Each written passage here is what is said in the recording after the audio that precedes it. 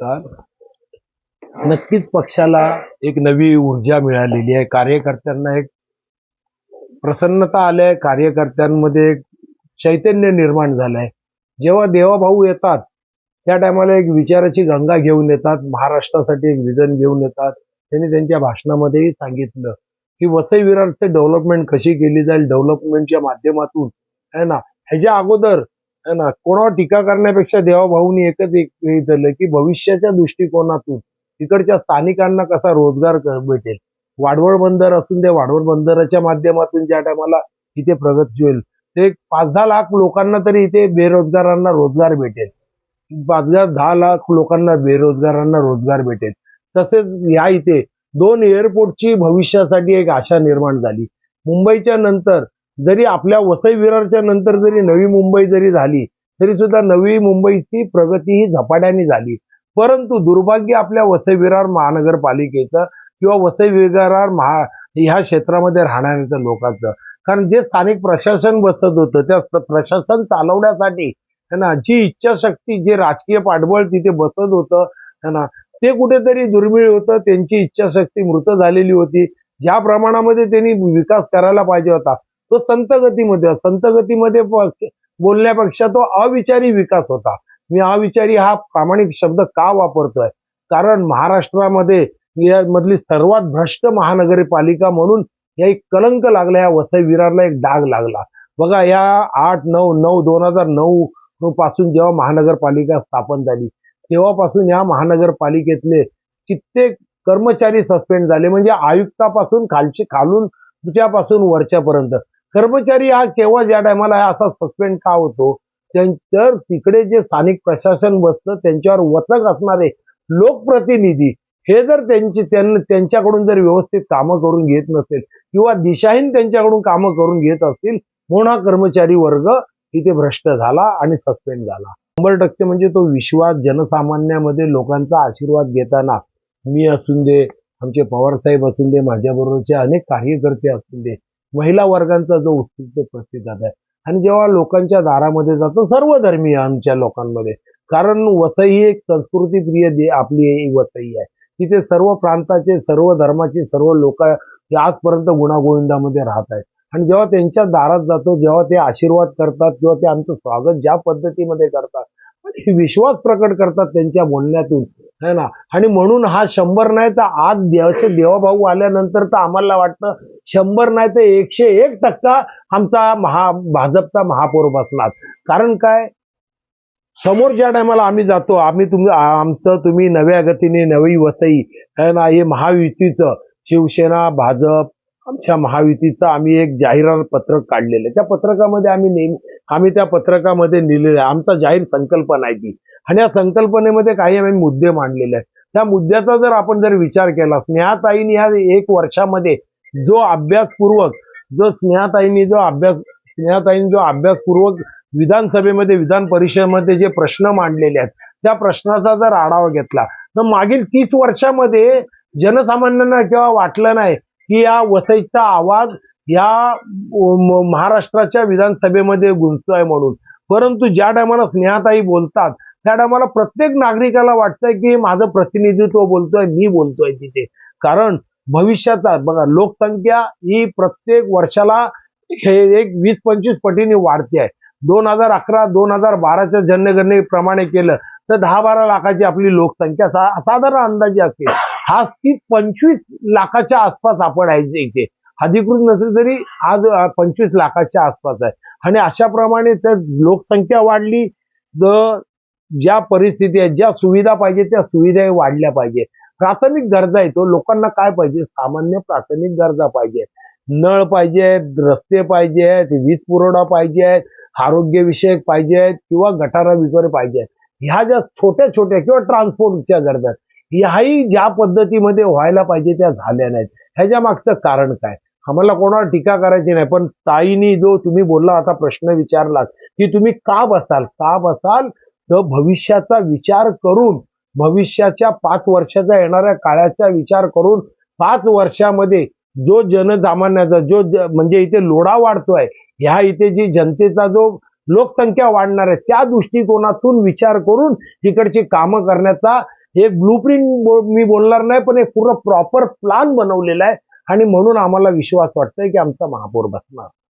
हा देशाचं नेतृत्व असो, जसं आपण नेहमी बोलतो बलशाली महाराष्ट्र माझा, बलशाली देश असावा, है ना.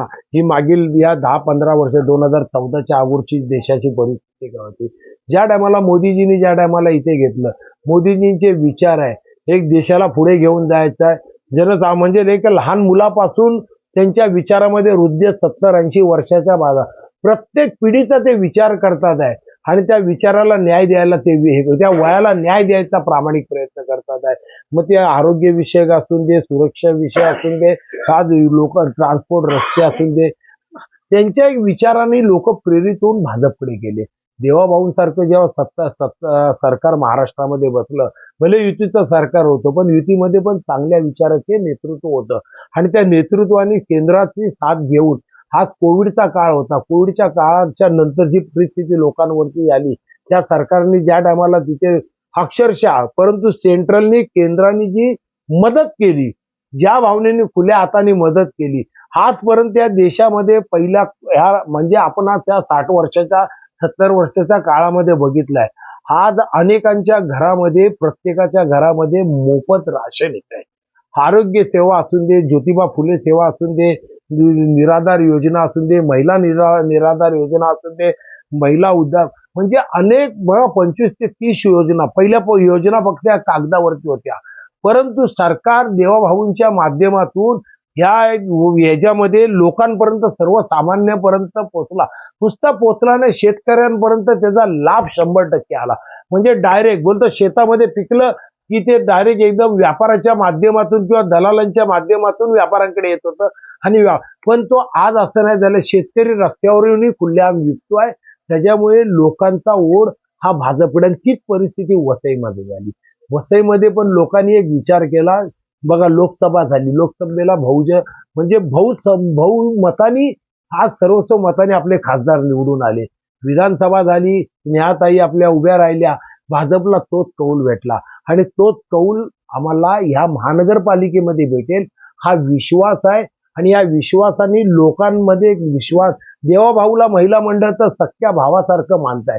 कारण ज्या महिलांसाठी ज्या त्यांनी योजना केलेल्या आहे ना, त्या योजनेचा लाभ 100% होत आहे आणि ह्या बंदही होणार नाही. आपत्कालीन परिस्थितीमध्ये पण 100% लोकांना त्याचा लाभ कसा होईल ह्या दृष्टिकोनातून केलेला आहे.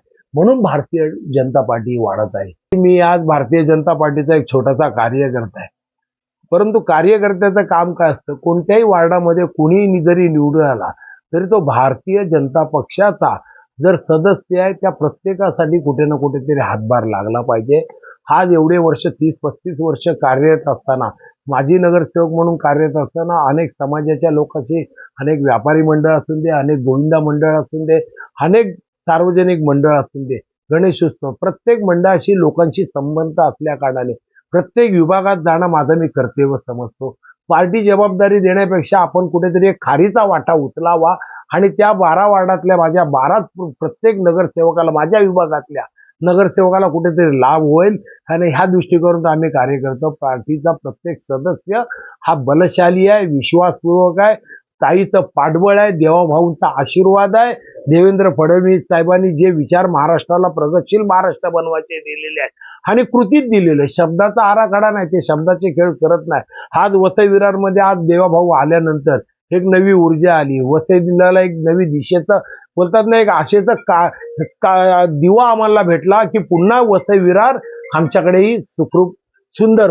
लोकसभा असो, विधानसभा असून दे, ज्या सर्वसामान्य नागरिकांनी, सर्वसामान्य ह्या वसईच्या त्रस्त लोकांनी परिवर्तन पाहिजे म्हणून खासदार साहेबांना ज्या पद्धतीत बहुमताने निवडून दिलं आणि आपल्या स्नेहाताई संघर्ष कन्या, आता संघर्ष कन्या पहिले बोलतो तेव्हा आम्ही तिला प्रगतशील कन्या बोलतो. तिला जसं आमदारकीला बहुमताने निवडून दिलं, तसा मी प्रभाग क्रमांक 23 मधून प्रदीप नरसिंह पवार, तसेच माझ्या बरोबर दुसऱ्या सहकारी अपर्णा पाटील,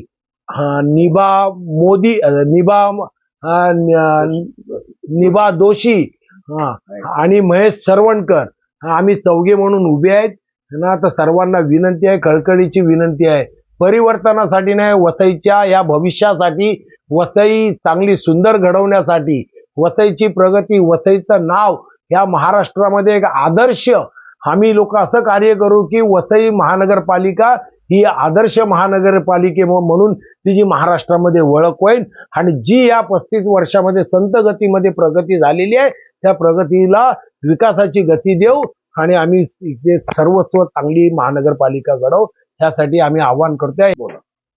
येत्या 15 तारखेला भरभरून कमळ या चिन्हावरती आणि नुसतं 23 नंबर वार्ड नाही तर ज्या प्रभागात जिथे जिथे कमळ दिसेल चार ठिकाणी तुम्हाला कमळावरती द्यायचं आहे.